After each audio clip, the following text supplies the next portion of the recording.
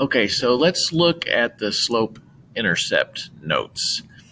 We're going to look at how to calculate slope and also how to find it if you're just looking at the graph of a line, and we're going to look at how to find the x and y intercepts. So what is slope? Here it is. It's represented by the letter M. It is just the ratio of the vertical change to the horizontal change between 2 points on a line. So we see the way we can represent it. M equals the vertical change divided by the horizontal change. Also, we can call that the rise over the run. And in terms of those points coordinates, it's y sub 2 minus y sub 1 over x sub 2 minus x sub 1. We will look at the details of that in just a moment. But I want to go ahead down and just look at an example on a picture of what we're talking about. We have this line. We want to know the slope. Slope is the rise over the run. Okay, how far up from the point divided by how far over from one point to the other.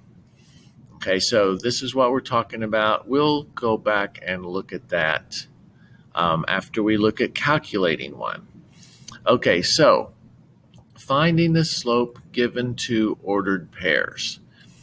So here we have two ordered pairs, and here we have the formula. It's right here.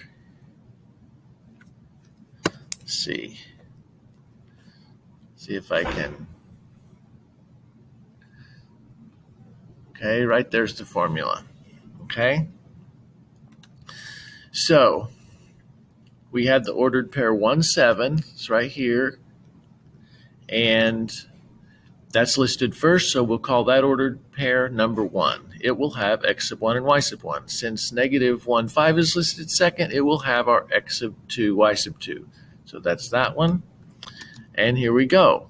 So we're showing down here with these labels right here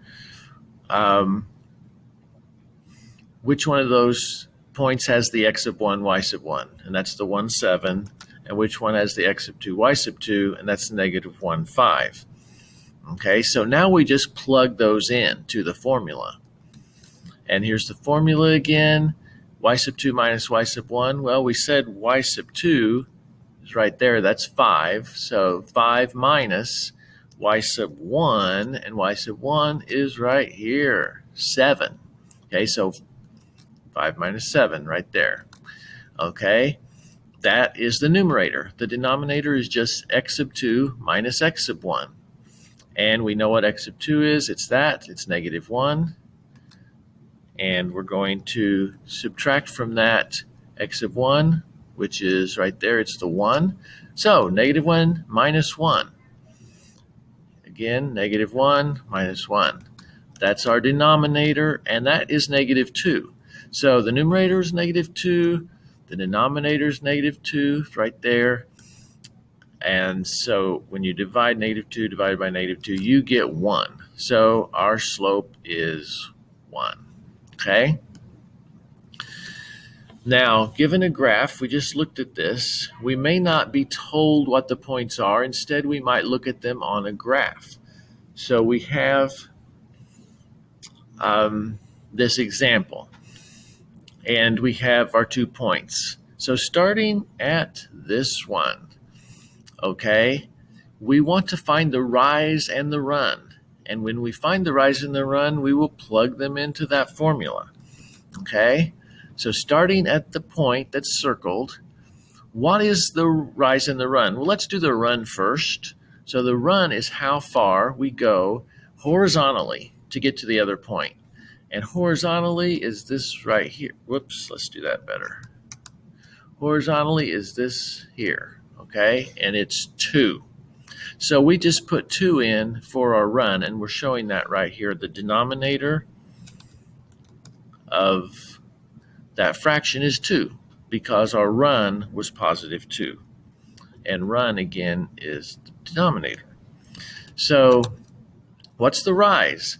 Well, going from, again, this point is the one we're going from. The rise is how far up or down we go, how far vertically. And vertically, let's just focus on vertical here. Vertical is this one, right? How far down? In this case, it's down. From this point that we started at to the other point, we go down. And how much do we go down? 1. Since we're going down, it's negative. Okay, so the rise is, again, the numerator of this slope expression. And we just said it's -1. So that's where this -1 comes from. Okay, so we just calculate that. -1 divided by 2. We got those from the graph again. And so what is that? Well, it's negative a half. There it is. That's the slope. Okay? So that's slope, finding the slope 2 different ways. One of them, we were given the points. We plug into the formula. That's right here. Okay, the other way is from the graph itself. Like that. Okay, so now we're going to look at finding x and y intercepts.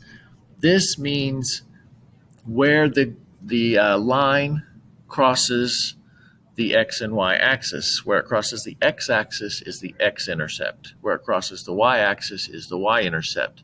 So we have a technique for doing that. We have this example, an equation of the line. It says right here, number 1, to find x-intercept, cover up the term with the y and solve for x only. So in our example, the term with the y is -3y. It's right here. We're going to say we cover that up, okay? And once we cover it up, we're left with this right here, 2x equals 12. Solve that for x, which simply means divide both sides by 2. You get x equals 6. That's the x-intercept. Okay, that's all there is to it.